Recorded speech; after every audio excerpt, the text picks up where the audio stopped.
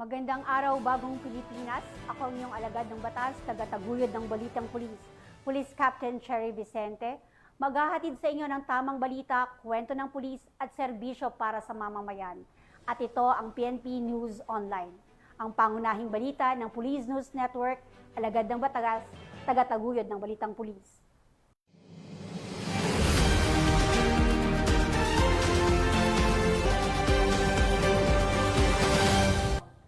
Narito ang mga balitang dapat ninyong abangan.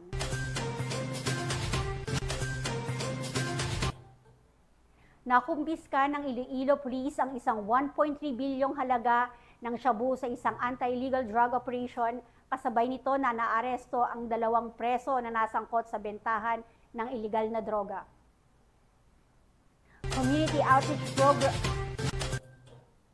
Community Outreach Program at makabuluhang talakayan, hatid ng Madela PNP sa mga mag-aaral ng Hermosa Elementary School.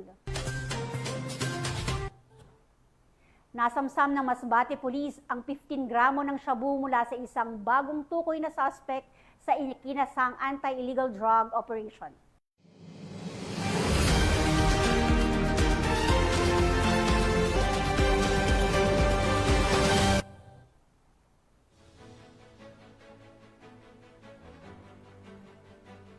Narito ang mga balitang hatid ng ating PNN correspondents mula sa iba't ibang panig ng bansa.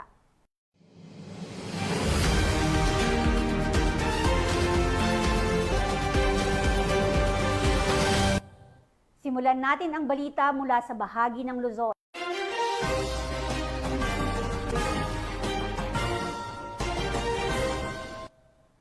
Handog Ligaya Program para sa Munting Ngiti isinagawa ng 1505th Maneuver Company, RMF B-15 sa Kabuyao, Apayao. Ang magandang balita ay hatid ni Patrolwoman Myra Veran.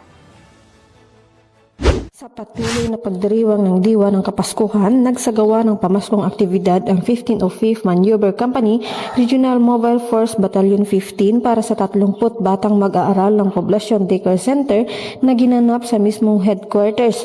Nito lamang ika-1 ng Desyembre 2025. Pinangunahan ni Police Lieutenant Colonel Joey Jonathan Bibagayaw, Officer in Charge ang aktibidad na layunin ng programa na maghatid ng kasiyahan at pagpaabot ng kabutiang loob sa mga kabataang benepisyaryo habang pinapalakas ang koneksyon sa komunidad. Naging masaya at makulay ang kaganapan habang namahagi ng mga laruan, nagbigay ng masustansyang pagkain at nag-organisa ng iba't ibang parlor games na nagdulot ng sigla at ngiti sa mga bata. Ayon sa nasabing unit, bahagi ang aktibidad ng patuloy na advokasya ng PNP na hindi lamang magbigay ng seguridad at kapayapaan, kundi palawigin din ang mga programang nakatuon sa kapakanan at pag-unlad ng kabataan. Ipinapakita umano ng ganitong mga gawain na kahit simpleng pagpapakita ng malasakit ay may malaking epekto sa pagpapalakas ng ugnayan ng pulisya at ng mamamayan. Mula dito sa Cordillera, ako ang inyong PNN correspondent, Patrolwoman Myra Veran, alagad ng batas, tagataguyod ng Balitang Pulis.